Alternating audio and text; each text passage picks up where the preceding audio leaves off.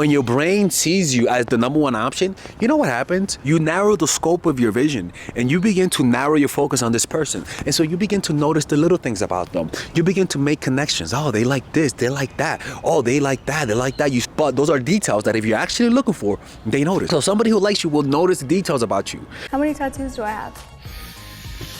I don't count your tattoos, but okay, you got one right here.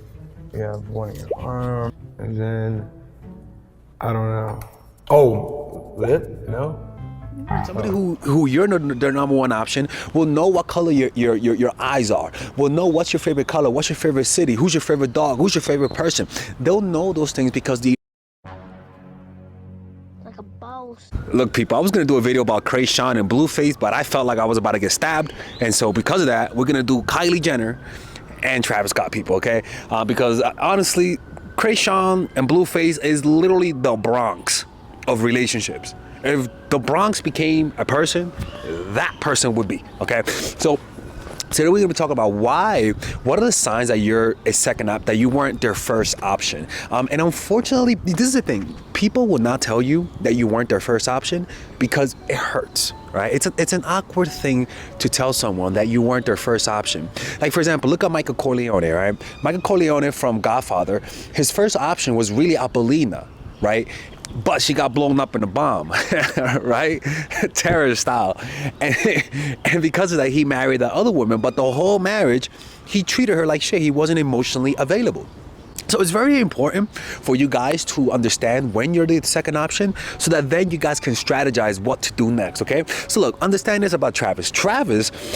Most people think that Travis got with Kylie because of the celebrity status, right? Because of her status, right?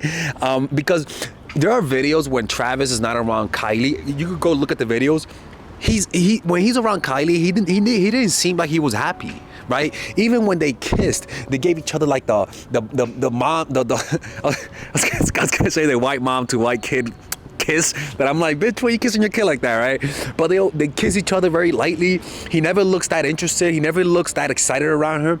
But when she's not around, he's always happy. He seems more jovial, right? So it gets people to start thinking, because it kind of looks like when he's around her, he looks like he's being forced to be around her. And a lot of people believe that this relationship was more so made for the publicity. But unfortunately, Kylie appears to actually like him. Even now, actually, that they broke up, Kylie appeared to actually like him, and he appeared to actually treat her as a second option because the whole time he had another girl, right? So that's one thing, right? He was using her, in my opinion, for clout, because look at how he is with SZA. With SZA, they appear to have actual chemistry. And I'll be honest with you, I've been in that situation. I've been with women who I like, but I just don't feel it, right? As opposed to being with a woman who I really like, and it's almost like such a complete difference. And in fact, if that woman sees me with that woman that I really like, she'll be like, this looks like another you, right? The fact that they always look happier online than together is a red flag to me, right? It just shows you that this relationship, there's not a lot of love in it. And studies show that people who post, who consistently post about their relationships online tend to have less satisfying relationships. So they say couples who post fewer loved up selfies and ussies on social media are happier than those couples who flood our timeline. That's according to research published, and she warns that a flurry of selfies and Facebook statuses aren't always a sign of a happy relationship. And those who appear most loved up could be having some serious problems instead. In fact, the expert says those folks who flood the timelines are seeking validation. So clearly their relationship is not satisfying. And usually a lot of times you're not satisfied, usually because they just weren't your first option. You're settling for that person. Plain and simple, like Justin Bieber settling for Hailey Bieber instead of Selena Gomez, right? He kind of treats her like she was a second option, and you kind of end up resenting them. Like, it's unfair to that person, but you resent them because they represent your failure, right? Another thing is that they keep breaking up, right? Typically they end up emotionally distressed. When people go through on and off relationships, studies show that 30 to 60% of people go through on and off relationships, right? And usually when you're in an on and off relationship, you end up emotionally stressed, or worse, unresolved issues are left to fester. And the only time he comes back to her is when she gets him jealous. To me, when they break up and she always does something, she goes out with Timothy Charlemagne, she goes out with another dude, you know, she knows that to get him back, she has to get him jealous. And that to me shows me that there's no real love. The love that he has for her is more egoic. A man's number one option, the love that a man has for you when you're his number one option, is not ego.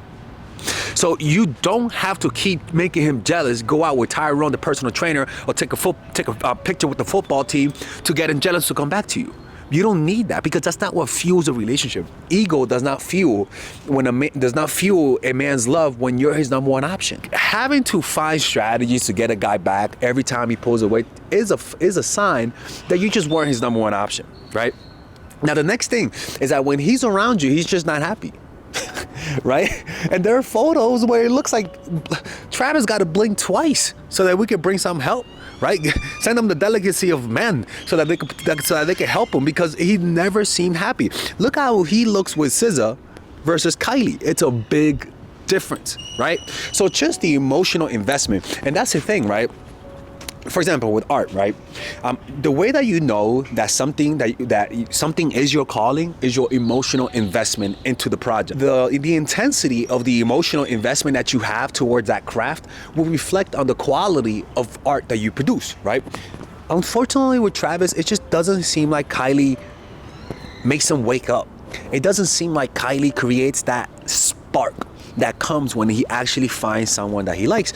And it's reflected because when he's around her, he just doesn't pay attention, right? And that's another thing. When you're the number one option, they pay attention to the little details. And there's plenty of videos where where Kylie was actually asking, they played a game where they would ask questions to see how much they know. And the dude couldn't even remember two of her dog's name. The dog. What the fuck did the dog do to you? Are my dog's names. Norman. Okay. Lady. Remember, they all are like, Normie. And Baby, there's 4. You got 1. I know. Cause it's a girl, pretty, or like, what's her name? Her name's Bambi. Bambi. Okay. And then The what's... babies. Oh, So it's definitely. Normie, Bambi. Yeah. You don't know them? Rosie and Harley. Oh, Harley, yeah. Well, You know? And so one of the things is that when you're emotionally invested into someone, you know what happens? You narrow the scope of your vision, and you begin to narrow your focus on this person. And so you begin to notice the little things about them. You begin to make connections. Oh, they like this, they like that. Oh, they like that, they like that. You start to add up little things about them, and most of those things are details that anybody who's not paying attention will not notice. And the reason why this happens is because the amygdala is a key structure in the brain's limbic system. This is usually what's involved in processing social interactions. So when we like someone, our amygdala are even more active than usual, right? And so that leads to heightened emotional arousal and attention towards that person. And also, the dopaminergic system is also released, right? It's also very active. Liking someone triggers the release of dopamine, and neurotransmitter associated with pleasure and reward. And also, dopamine reinforces our positive feelings and enhances memory formation by strengthening the connections between neurons in the brain. And also, the hippocampus gets involved. So that means that that's the brain where that forms memories and retrieves memory and plays a significant role in encoding and consolidating memories. So what does that mean? When you like someone, the hippocampus becomes super hyper engaged, enabling us to form detailed and lasting memories of our interaction with that person. And then the reticular activating system also gets activated to the point that your reticular activating system is what judges what's important and what's not important. If he values you, deep down values you, his reticular activating system, IRS, will be laser focused on you. So he'll notice all the details. So there is no reason for them to forget things about you like your birthday. But those are details that if you're actually looking for, they notice. So somebody who likes you will notice the details about. How many tattoos do I have? I don't count your tattoos, but okay, you got one right here. You have one in your arm, and then I don't know. Oh, lip? No. Somebody who you're their number one option will know what color your eyes are, will know what's your favorite color, what's your favorite city, who's your favorite dog, who's your favorite person. They'll know those things because the emotional investment compels him to know. Right? Just like if you're meant to study a certain subject like Einstein studying physics, you go above and beyond what's required. We're gonna go to a quick commercial break for that so that Father Alex can pay his bills. As you guys know, I sell courses such as the psychological game of attraction, which is for single women, natural chemistry, which is for women in relationships, and look at the reviews, right? Nice Girl, which is a course on how to be assertive, Emotional Mastery, which is my newest course about how to develop emotional resilience, and Charisma Blueprint, which is about how to project charisma in a natural, charismatic way. If you're boring as hell, you could watch this course. And I am selling you could buy these courses individually for $99 each, right? Or you could buy them all at a bundle deal where you could get, I believe is a 20% off just purchasing the bundle.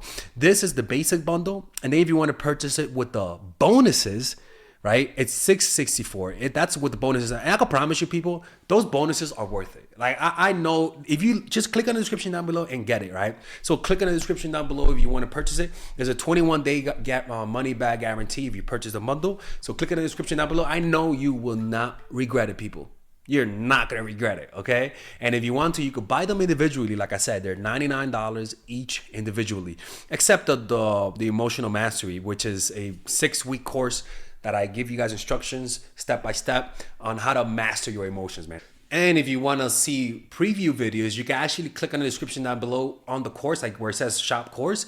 Click on the course and then you'll get like 1 or 2 free videos from the course so that you guys can assess it, whether or not that's something that you want. But don't forget, there's a money back guarantee, so then, okay? Anyways, I'll see you guys inside and let's continue with the video. So remember, man, if you're in an on and off relationship, a lot of the times, a man's number one option, he will never break up with you consistently. Like that's just how that works. I'm sorry. Like if you're my dream girl, I will not take the risk of breaking up with you. That's just how that works, right? And you don't, and what will get me back to you is not jealousy. It's the fact that I'm missing something inside, and that's you, right? Now the next thing is that you don't feel chemistry, right? There's no chemistry on his part. And this goes with the emotional investment, right? When a man has chemistry with you, well, one of the things that would happen is that physical closeness, he gets physically closer to you, right? So that means when he kisses you, it's not just like an atomic kiss, right? Like just quick. No, there's an intensity and a like you stick the landing, right? You stick the kiss and you hold the pose, right? The chemistry will naturally compel you to hold hands but grip it, right? Well, the chemistry will naturally cause you to look at the person's eye and make eye contact during moments that's not even necessary, right? When you're not their number one option, one of the things that you'll notice is that they only make eye contact with you when it's necessary. They don't make that intimate, loving eye contact. They don't do unintentionally unintentionally holding hands, unintentionally touching each other. They only touch you and make eye contact when it's necessary. But so that means that there's not going to be a lot of cuddling, right? There's not going to be a lot of intense holding of hands. Heck, he might even give you the fish hand where he's just floating it, right? And these are things that I notice in myself, right? When I like someone and I can tell they like me a lot, but I like them, but not as much as they like me, I could sense that it's almost like I could sense the energy that you want to make eye contact, but I'm refusing it. I make eye contact with you only when it's necessary. But when I really like you, what happens is that you make unnecessary eye contact. And the reason why that's important is because whenever you're away and you're thinking of your lover, the first thing you think of, when you're thinking of your lover and you really love them, you don't think of their bodies, right? The image that comes to mind is not of their bodies, is not about how big their titties are. What you look at, your brain naturally focuses on the eyes. Like there is a focus on the eyes. In fact, I even wrote a snippet about that, which I think you guys would want to hear. The beautiful soft gaze of eye contact. The eyes is what people notice most in their fantasies. Their contrasting colors, black and white, draw our focus, making them stand out amidst the vivid haze. Everything else in the fantasy is fuzzier, but still vivid and vibrant than most of your mental projections. Once you lock eye contact, you realize you're having a spontaneous, compulsory fantasy and identify them as your lover, and your brain releases the love hormone, creating a warm and fuzzy feeling. This emotional reaction is crucial for love to blossom. If a man cannot conjure this feeling in his mind when you're not around, he may not be truly in love with you, at least not yet.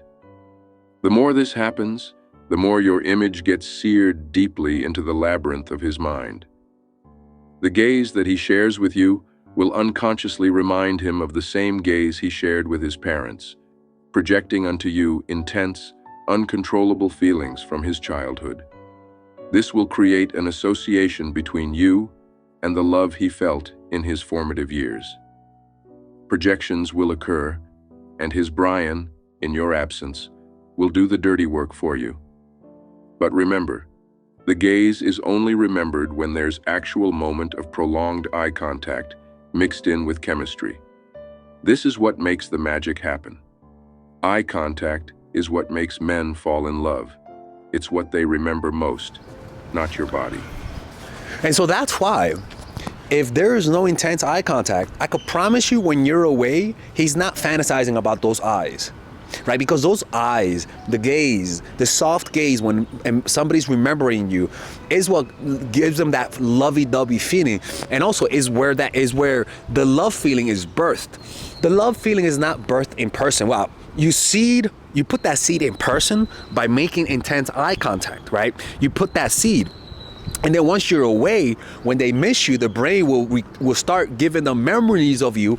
And usually the types of memory will tell you how much they like you. So if they start just thinking about tapping that ass, right? then that tells you that it's not really love. But when the way that they remember you, if they remember you with those eyes, they look at you and everything else is blurred out but colorful, then that means his brain really likes you, right? But anyways, these are the signs that you're not his first option. And that's why he ended up with SZA, right? Notice how different he is with SZA. And in fact, one of the things that you could do to find out if you weren't his first option is to look at how he treats the other girl, right? It's funny because when I was dating a girl that she wasn't my first option, I never let her sleep with me, right? And the girl that I really liked, I always let her sleep with me. And I always told the first girl the excuse that I just don't like to sleep with people. But the truth was, if she had an interview with the other girl that I liked, first of all, she would have fucking killed me, right? She would have committed capital murder. And the other part is that she would have realized, yo, this person has multiple personalities. With me, he doesn't sleep, but with you, he sleeps in bed. That's because you weren't the first option. And I bet you that's happened to me also with women that don't like me, that they're not over their ex. You know what I'm saying? Like we have different personalities and different habits depending on how much we like the person. It's unfortunate because a lot of people are in those marriages where they're not the first option. And it's very difficult because a lot of people are just too knee deep into those relationships. So I wouldn't know what to tell them, to be honest with you, man. Anyways, I hope you guys enjoyed this video. If you guys ever want to work with me one-on-one, click in the description down below to work with me one-on-one. If you guys ever want to purchase any of my courses, I have a bunch of courses that I sell that are for women, for relationship, for assertiveness training, for women who are single. You can click on the description down below or purchase the bundle, which I will explain to you in the next coming ad. Take care.